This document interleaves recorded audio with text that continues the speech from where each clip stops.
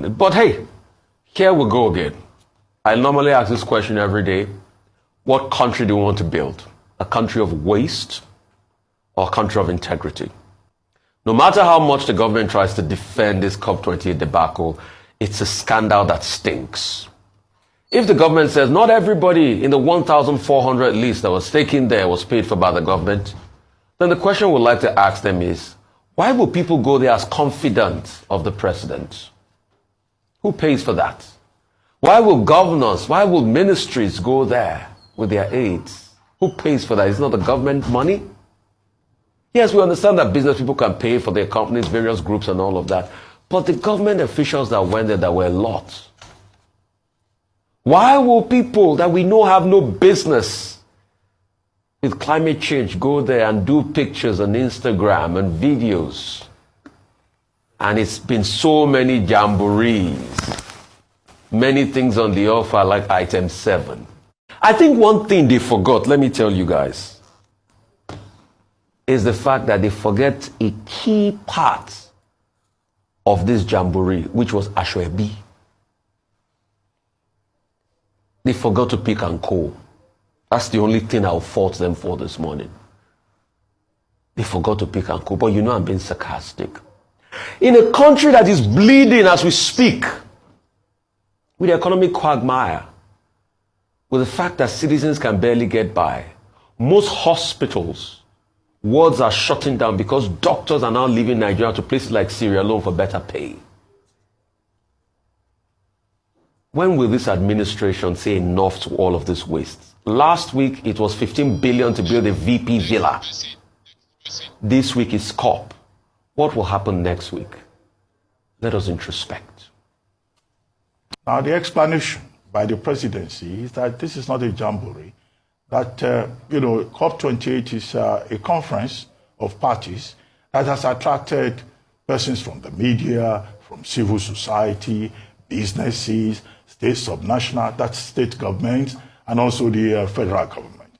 And it's not everybody that is in Dubai attending this conference that is there at the expense of the federal government. However, the federal government delegation list itself, according to an investigation, I think by Business Day newspaper, runs into 590. From the presidency alone, 138. And then all other people going at the expense of the federal government, 590.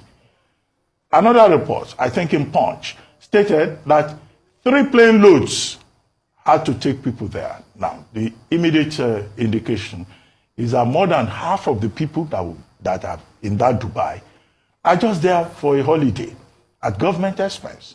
At a time when the budget 2024 of Nigeria is going to be funded almost 100% from borrowings. And this is why Nigerians are saying that, look, government should try to cut the cloth. Even in the UK, which is a far more prosperous country, the government, the prime minister is saying public institutions will just have to cut cost. But here in Nigeria, we're asking people to tighten their belts. Government is not tightening its own belt, which is why the criticism by the PDP and Mr. P2B will seem to make sense.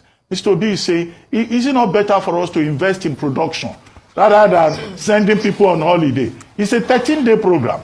Half of the people there will not present any paper. They will not attend meetings. The person who has been doing most of the work is President Tinubu himself, who has met with John Kerry. He has participated in a panel with other people. He has made statements in the place. Okay, the other people that are there, what are they doing? One report even stated that Sheyi Tinubu is at COP28. In his capacity as what? As first son of Nigeria, what is he doing there? The presence of some of the ladies there has been questioned. And that is why Debo Ologunagba, speaking for the PDP, has had cause to say some people there are mistresses of government officials. The state governments can justify their presence.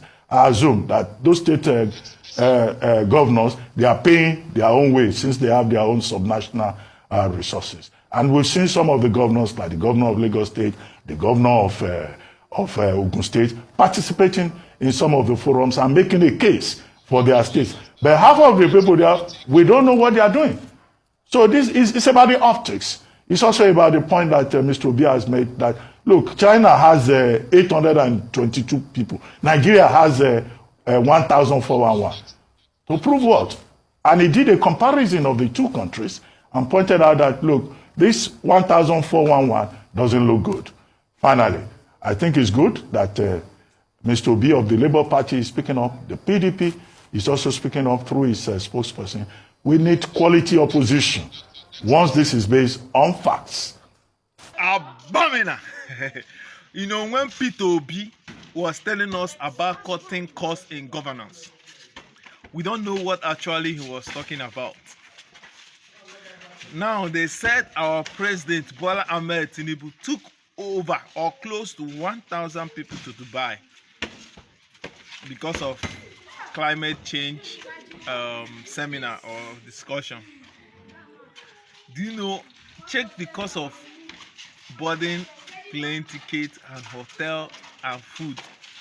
Do you know how much they will be consuming at this critical point that we are crying that we have no money?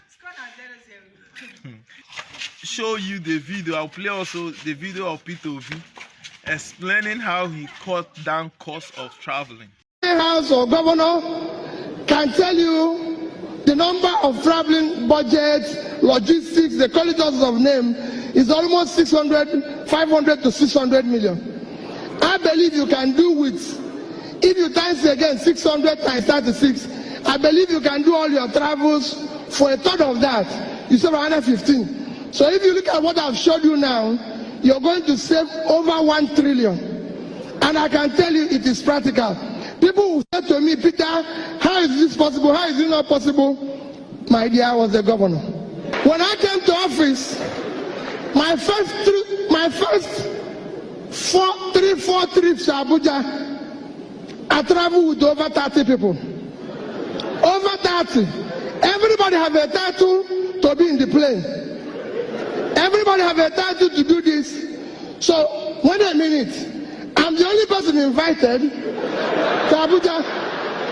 I pay for 30 people who have no reason to be in Abuja. They constitute a problem to the traveling public. They follow me to Abuja. I'm the one who is going to go to meeting. Because they idle in a hotel, they eat more. So I have a lot of bills to pay. In the end, every trip was costing me over 10 million. One trip. And there are times I do this 4 or 5 times in a month. So after about the third or fourth trip, I sat down and said, I want you to write name of everybody from me and tell me why and what is the purpose of this person going to be in Abuja. What do they do? When they finish, I found out the only person that needs to go to Abuja is me. So I said to them, leave it, because some of you must have heard Peter Obi travels alone. No, because the other people, I don't need them in Abuja. I give you an example. If I had taken police from Waka to Abuja, there might be about 12, 15 security men. And then each time I go, let me use today's pricing. One ticket one way is about 30,000. Coming back is at 20,000. I found out that I can talk to the IG then Onovo. I said, Onovo, when I'm in Abuja, give me 3 policemen. The other person, give me 2. When I'm going, I give them 5,000, which is not up to ticket of one person going. I say, give 2 people. Nobody followed me to Abuja. So when I come, the people say, hey, Peter Obi is traveling on his own, he's carrying his bag. I'm a young man, I can carry my bag. Subscribe to my YouTube channel first, and I need your reactions.